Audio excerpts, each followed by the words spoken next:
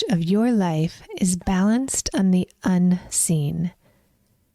This question from author Eleanor Reese offers us the chance today to explore liminal space. Welcome to The Modern Creative Woman, exploring the art and science of creativity. I am your hostess and creativity expert, Dr. Amy Bacos. Let's get started.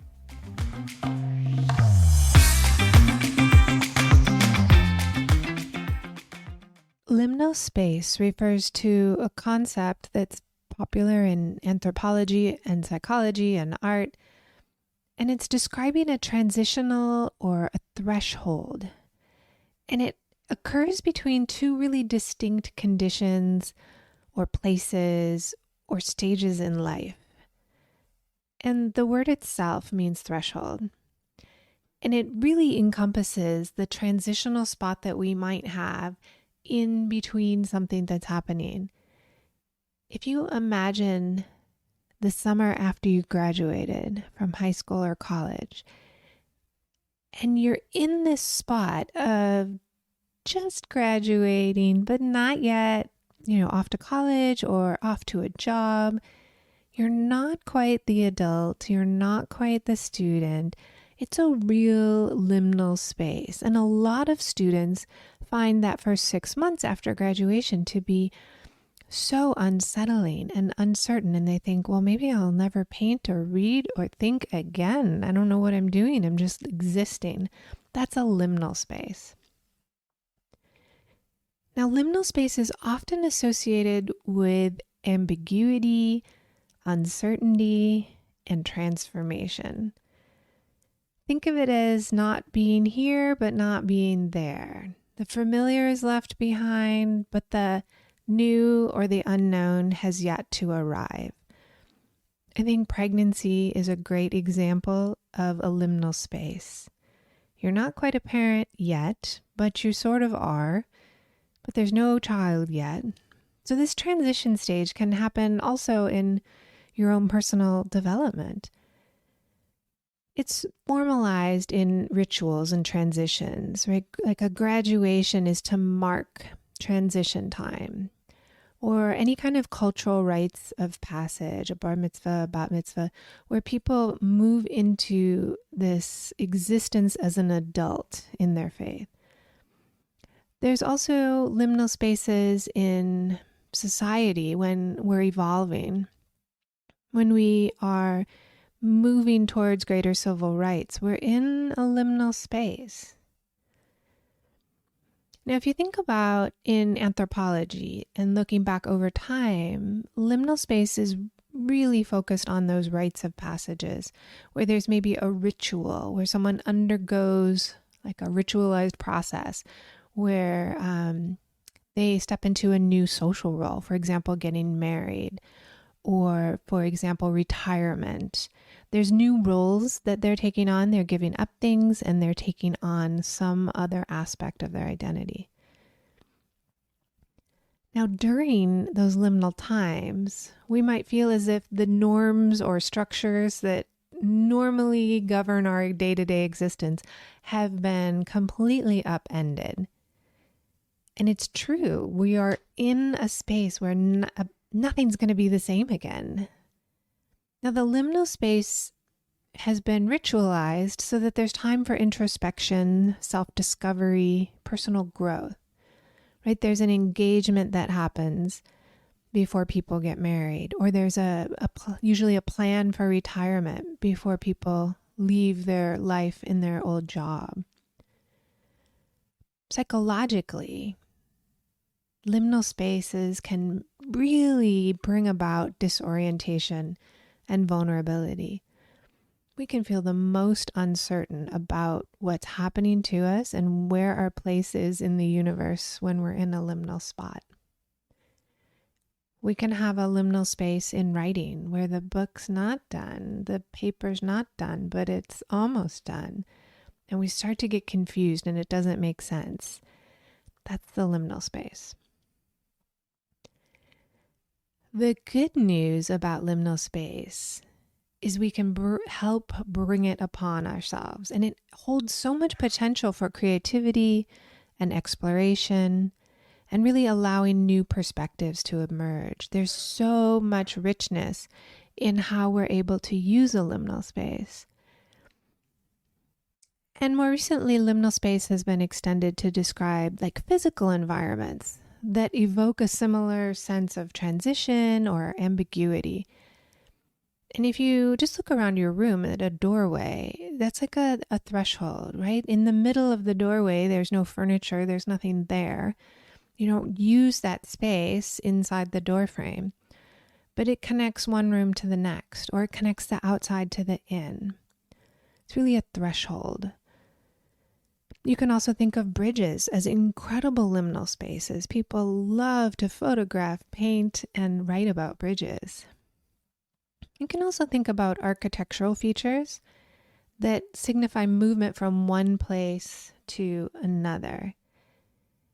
And certainly film has capitalized on using liminal space for effect.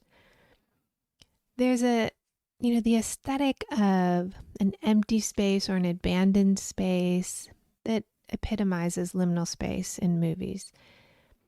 If you imagine the stairwell, say you're visiting a hotel and you go down the stairs, and they're usually just in the back or adjacent to the elevator. There's nothing particularly special about hotel stairwells for the most part. However, a good director will turn down the lights, give it some eerie music, and suddenly that liminal space takes on a very eerie effect. It can look forlorn, often surreal, those spaces where there's nothing happening yet. It could serve as a transition from dialogue from the characters until the monster jumps out. And it's used in so many different types of film. So you can start really looking for the liminal space in the films that you're watching. It gives a sense of even nostalgia. It allows you to pause and breathe before the next thing happens in the film. Research that was published in the Journal of Environmental Psychology shows that liminal space appears kind of eerie or strange because it falls into this uncanny valley of architecture and physical place. We just aren't able to put our finger on what's supposed to happen. Like that spot in between the doorway or the empty stairwell. We don't know what we're supposed to do except move through it. And so when there's a tension to it, this quote unquote uncanny valley of architecture really gives us that feeling of uncertainty and even a little anxiety. And even some research in the Journal of Science and Culture has attributed this eeriness to familiar places that really are lacking their usually observed context. For example, a conversation held in the stairwell, or two people kissing in a door frame, that there's things happening in those spaces that they aren't necessarily normally used for. I thought of some examples about how we use liminal spaces. And the first one that came to mind was the psychological assessment of the Rorschach. And you're probably familiar with that. It's the ink blot test. It's a classic psychology test. It started out as a parlor game, and Rorschach created these cards to take to parties to play with. And he would just ask people, what might this be? And he realized it was an incredible tool for projection. And the research is really good around it. There's tons of statistics around how people interpret these ink blots. And there's been two systems of understanding the Rorschach. And I've learned both of them. And in the first way, which is what I learned in school, those white spaces in the ink blots, if people use those to project something, it was often associated with anger. And that did not sit right with me. I thought, wait a minute, if you go to art school, you learn all about negative space and how to use the negative space for a really helpful effect.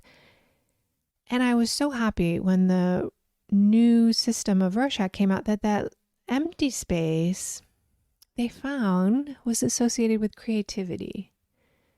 So I guess I could see how they might be connected, seeing things in a different way or holding a perspective in a different way.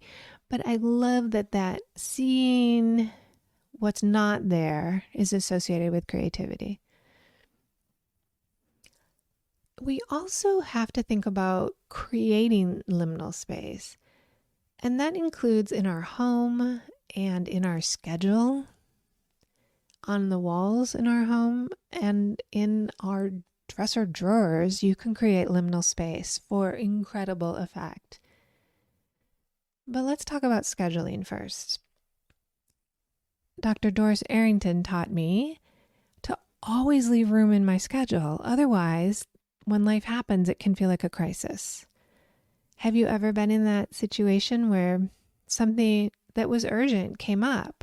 You needed to take your pet to the vet, or there was a family emergency, or you needed to go to the dentist, or it's time to renew your eyeglass or your contact prescription. Just things that come up where you weren't necessarily planning for it, but it becomes a little urgent. If we don't leave time for these kind of non-essential things, it becomes an emergency. And so when we leave time in our schedule, when we have that liminal space, we don't know what's going to happen, we're able to deal with whatever arises. And I thought that was some of the best professional advice I have ever gotten. Now, we also need time for creativity. All the research shows that it requires resting time, thinking time, reflection. That creativity and aha moments occur only when we're kind of looking away and doing something else. I remember growing up asking my mom how she decided to arrange the pictures that she hung on the wall. And she said, well, we need lots of blank space for our eyes to rest. And she explained how there should be a certain amount of space between the photos, and some walls should be left intentionally blank.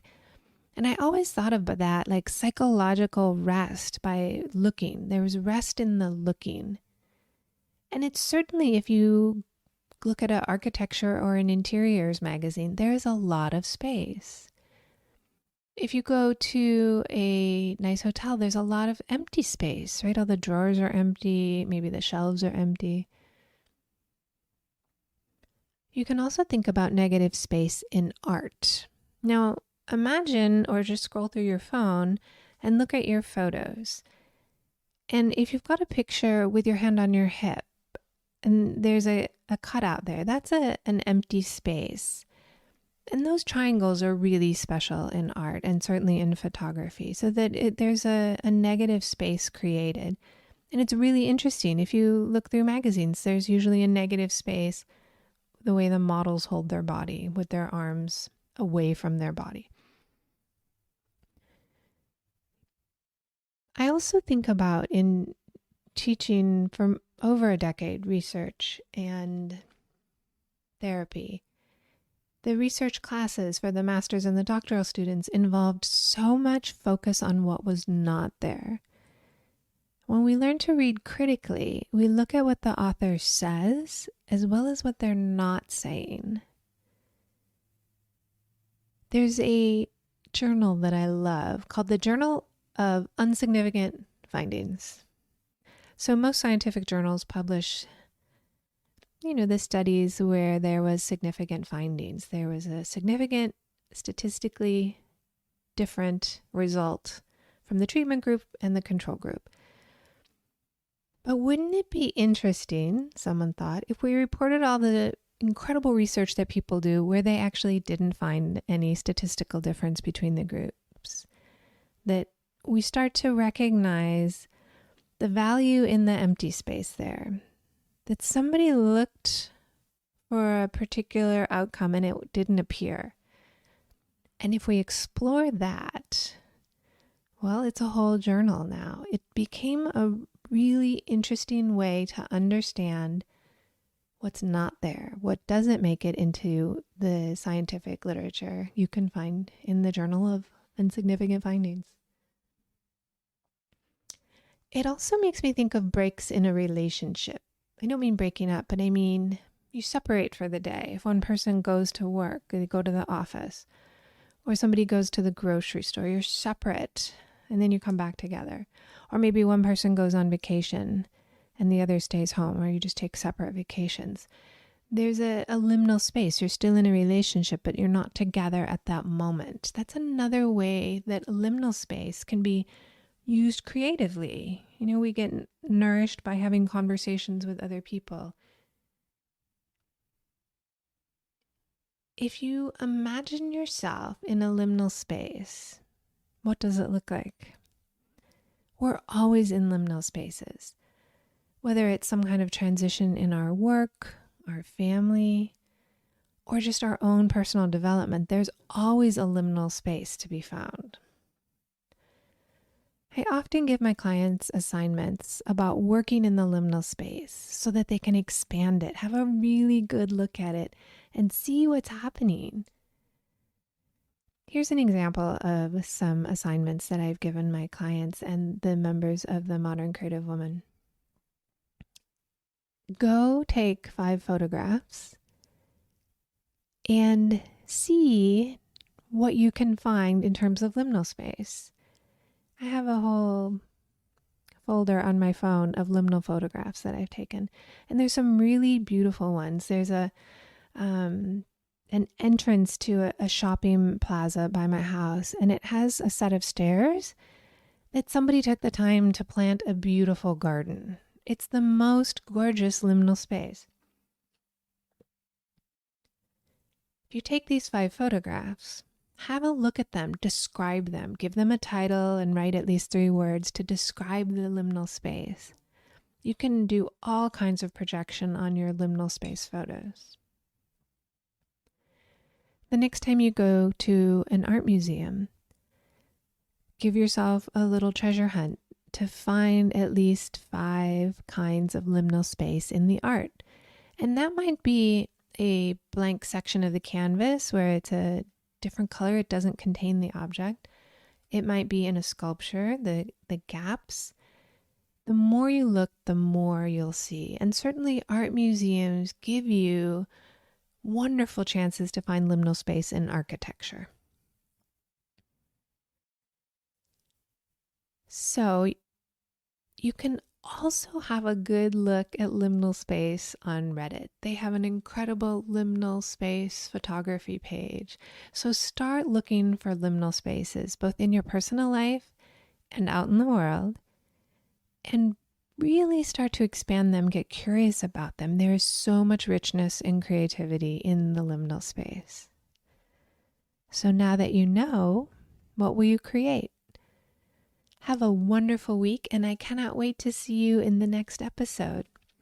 And hey, come join me in the Modern Creative Woman on Instagram, Facebook, and Pinterest at Dr. Amy Backos. And you can be a friend of the pod and keep this free content accessible for women.